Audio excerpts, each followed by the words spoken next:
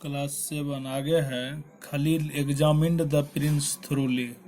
खलील ने खलील ने राजकुमार के पूरे शरीर का जांच पड़ताल किया। Then he wrote down a long list of herbs and vegetations. उसके बाद उसने हर्ब्स कहते हैं जड़ी बूटी भी होता है और ये वेजिटेशन वनस्पति। उसके बाद प्रिंस के राजकुमार के पूरे शरीर का जांच पड़ताल करने के बाद खलील ने बहुत सारे जड़ी बूटी और वनस्पतियों का एक लिस्ट तैयार किया। These were immediately fetched. इन सारे जड़ी बूटियों और वनस्पतियों को तुरंत मंगाया गया। He set down to crush pound and grind them into a fine paste. Khalil ने उस सब को जितना भी चीज़ मंगाया उसको क्रश किया, मतलब क्रश करने के बाद फिर पाउंड एंड ग्रिंड, मतलब एक तरह से उसको चूर चूर करके पीस करके उसका पेस्ट तैयार किया। Then he applied this paste on the affected part of the prince body. उसके बाद उसने इस पेस्ट को प्रिंस के शरीर का जो अफेक्टेड पार्ट था उसके ऊपर लगा दिया। He also made a portion out of certain herbs and made the Prince drink it. उसने पेस्ट का कुछ पोर्शन, उसने जो पेस्ट तैयार किया हुआ प्रिंस का जो उसका प्रभावित भाग था वहाँ पर लगा दिया और उसने उसी जड़ी बूटी का कुछ पोर्शन ड्रिंक के रूप में तैयार किया और उस ड्रिंक को भी उसने राजकुमार को पिला दिया। द ट्रीटमेंट वेंट वेल, यानी राजकुमार का ट्रीटमेंट बहुत बढ़िया ढंग से चला। As the positive effect could be seen from the second day itself. दूसरे दिन से अपने आप इस इलाज का अच्छा प्रभाव दिखने लगा। The prince showed faint signs of recovery at first. राजकुमार ने सबसे पहले तो राजकुमार के शरीर में थोड़ा सा चिन्ह दिखाई पड़ा रिकवरी होने का, यानी राजकुमार का जो शरीर पूरे अंग कम करना बंद कर दिया था वो लगा थोड़ा बहुत हिलने लगा। And then his recovery weekend, और उसके बाद बहुत तेज़ी से राजकुमार के पूरे शरीर लकवाग्रस्त शरीर के जिस शरीर का जो पार्ट लकवाग्रस्त था तब वह बहुत तेज़ी से रिकवर हुआ, यानी ठीक होने लगा। The Prince recovered from his dreaded disease in 2 weeks time. 2 सप्ताह के समय में राजकुमार जो है अपने इस भयंकर बीमारी से मुक्त हो गया, यानी ठीक हो गया। The sultan was very happy. सुल्तान बहुत खुश था। He showered the most fabulous favours on Khalil. अब सुल्तान जो है खलील पर बहुत ज़्यादा विश्वास दिखाने लगा। He declared a week of celebrations in the sultanate.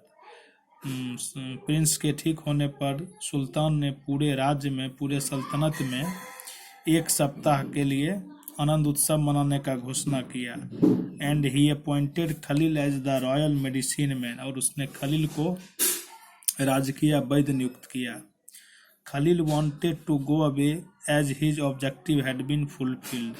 Khalil जाना चाहता था क्योंकि उसका उद्देश्य सब पूरा हो चुका था। He had a great faith in his teacher.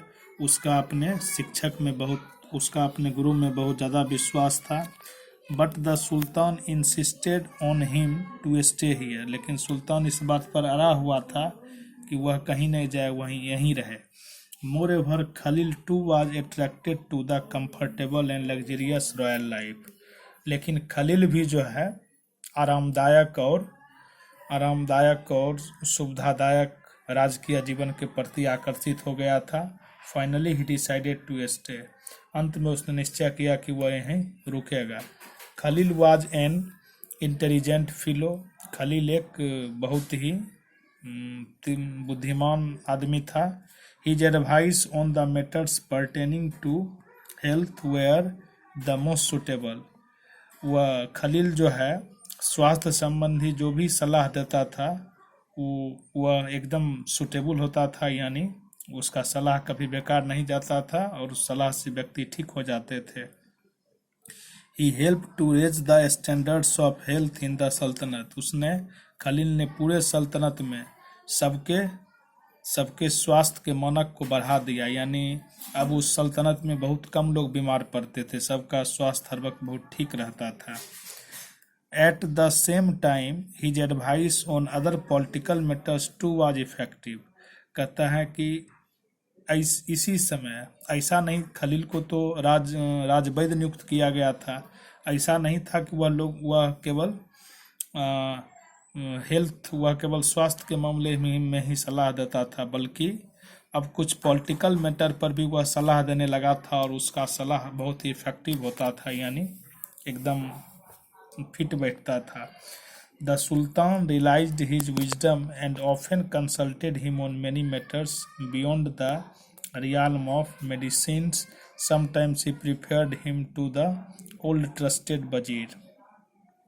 The Sultan realized his wisdom. सुल्तान खलील की बुद्धि को देख चुका था, समझ चुका था, इसलिए सुल्तान प्रायः जो है बहुत सारे मैटर पर खलील से संपर्क करता था।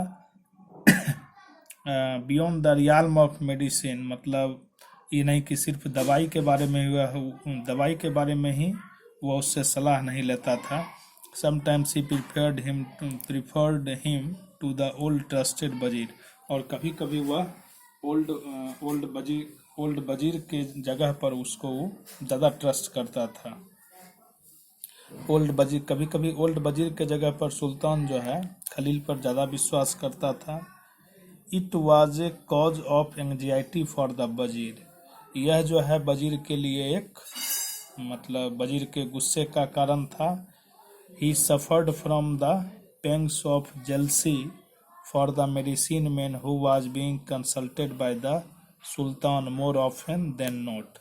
अब वजीर को खलील से ईर्ष्या होने लगी थी। अब वजीर को लगता था कि पहले सुल्तान हर एक मैटर के लिए उससे सलाह लिया करता था, और अब जो है सुल्तान बहुत सारे बात के लिए उससे सलाह नहीं लेकर के खलील से सलाह लेता है, इसलिए वजीर जो है उसको खलील से ईर्ष्या होने लगी थी।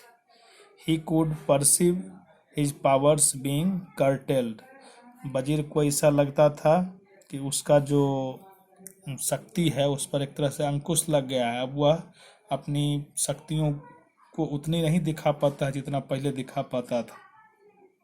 He even warned the new royal hakim to stay within his limits, यहाँ तक कि वजीर ने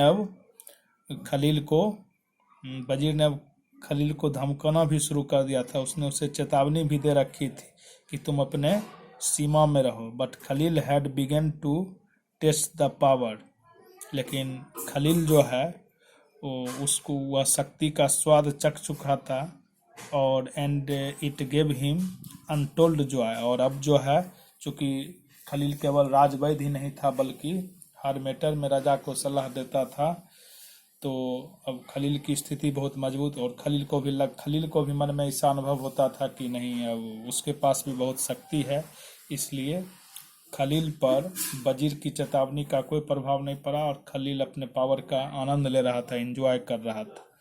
ही was in no mood to listen to any warning, अब खलील इस मूड में नहीं था कि वह किसी की चेतावनी को सुने।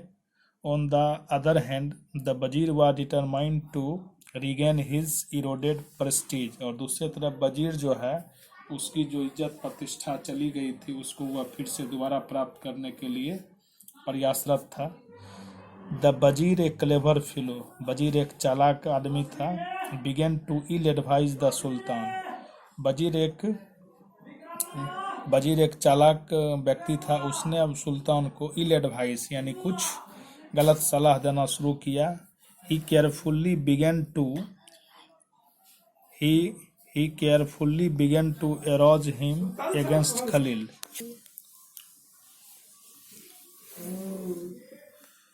वजीर ने राजा को हर चीज़ में गलत सलाह देना शुरू किया। He carefully began to arouse him against Khalil, वह एकदम सावधानी से राजा को धीरे धीरे खलील के खिलाफ भड़काना शुरू किया। Whatever advice Khalil rendered to the sultan the वजीर would say, sir I can perceive an evil design in this advice of the royal hakim. जो भी सलाह खलील राजा को देता था, वजीर हर वक्त कहता था कि मुझे इस सलाह में कुछ बुरी नीयत नज़र आती है या सलाह बुरा है, रॉयल हाकिम ने जो आपको सलाह दिया यह गलत है। दिस विल हार्म यू, यह आपको क्षति पहुंचाएगा।